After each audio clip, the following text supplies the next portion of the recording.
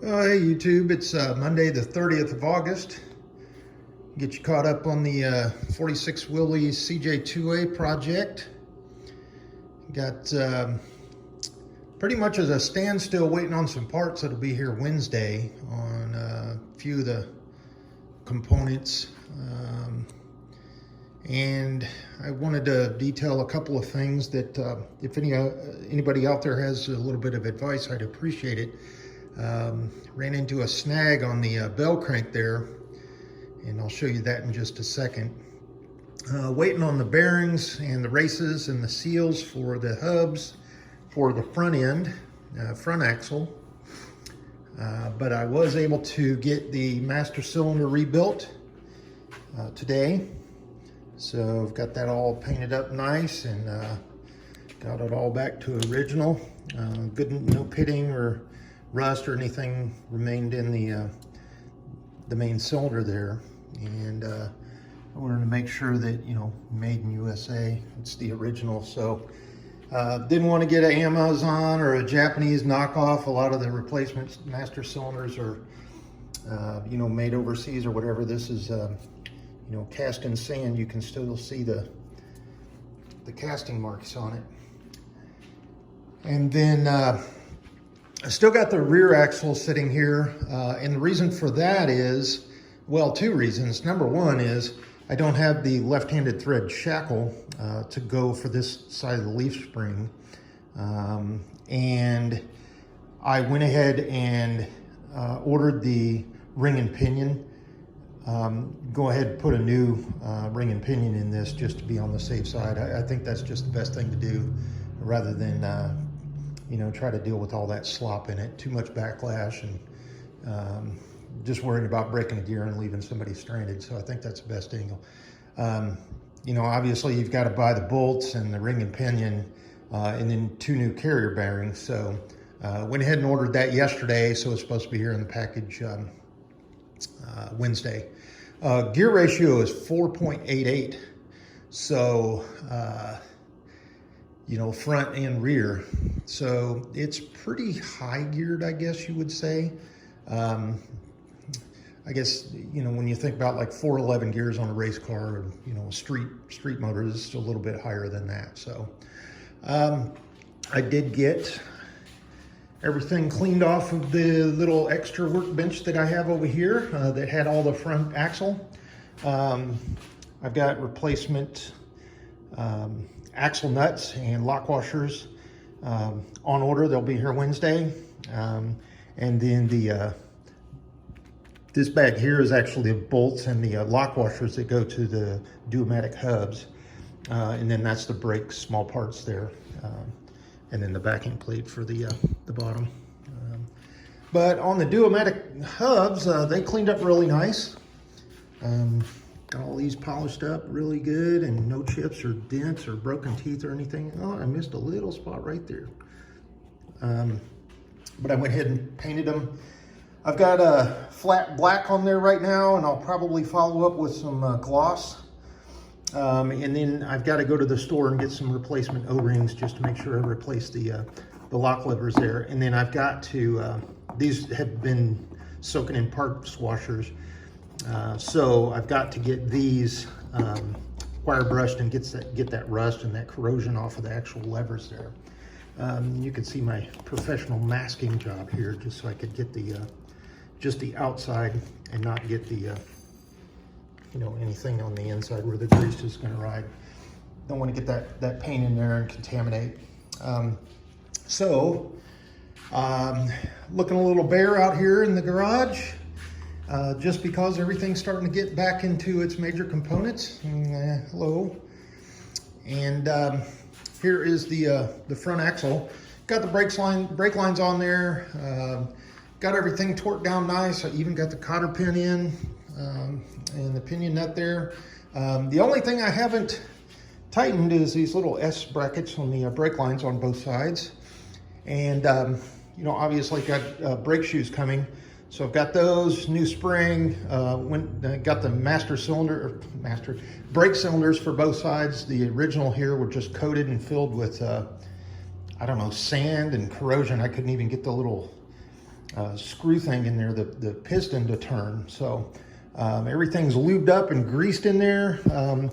Got a little bit of an issue with this steering knuckle drain. When I took that drain plug out, I don't know if the original, one of the previous owners or whatever, didn't put any kind of thread sealant or any kind of thread tape or something on there to keep that from binding up. So I'm gonna have to repair those threads. And it's just the first couple of threads there on the outside. So I'm gonna go get a tap, and I don't have a large enough one for that. Now, on the seals, on the knuckle seals, the original ones are cast aluminum. They've got the rubber seal actually pressed in between the cast aluminum. Well, when you go to buy replacements now, they come with the steel plates, they come with the felt gasket, and then the rubber seal.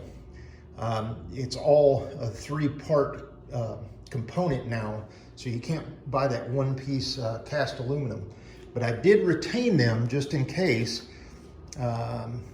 whenever we go to talk about a sale or anything like that, just to retain the originality of the Jeep if somebody wants to, repair those sometime in the future. But the knuckles work. I've got the setting on the preload on the bearings on the knuckles at 7 pounds, so that's right in spec. It feels really tight, but it's because the seal is on there now.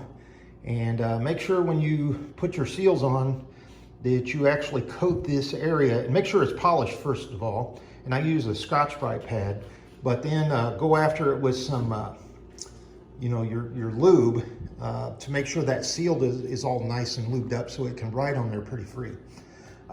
Still waiting on the rubber brake line that would go from here up to the chassis. And we'll show you, got everything all mounted up here, brand new lock washers on the bolts, and brand new pop-off valve or vent. And that's just waiting on final assembly. I did have to put 2 studs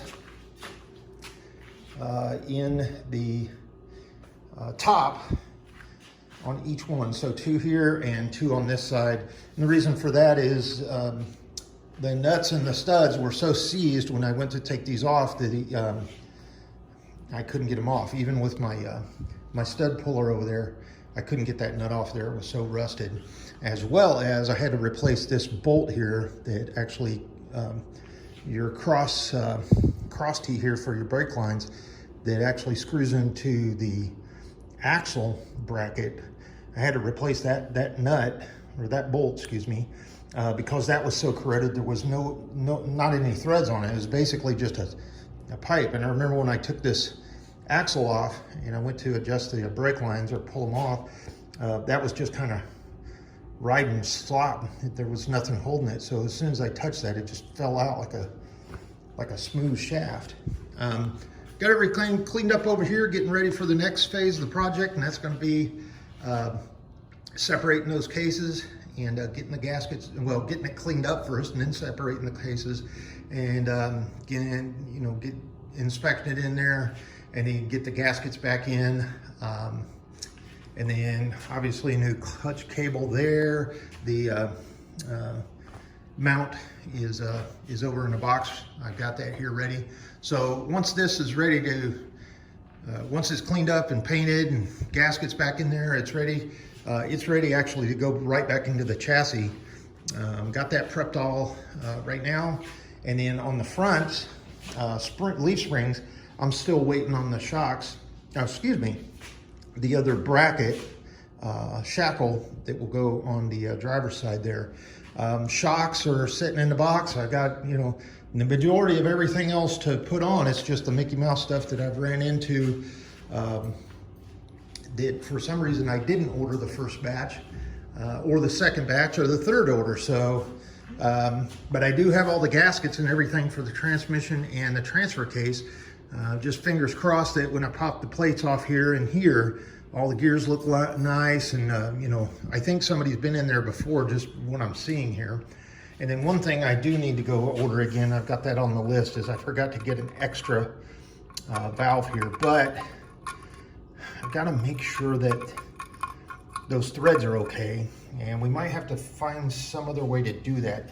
Maybe a brass fitting, and then take it off over this way, and then run a tube down, or a brass nipple, and then run a tube up, you know, like they do the newer axles, where you would have, you know, you would have a nipple and then a tube coming up, and then mounted on the frame, that rubber tube, you would have a pop-off valve on that.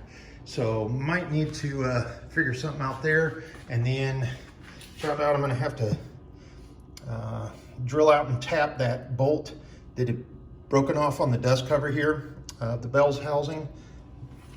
Other than that, I think everything else, you know, just Mickey Mouse little rubber gaskets and you know, seals in there. And I'm pretty sure somebody's been in here before. Reason being, these lock washers don't look original, and this almost looks like it's a green color on the transfer case. And then I can still see the black paint that was done on the transmission. So more to come as I get that disassembled.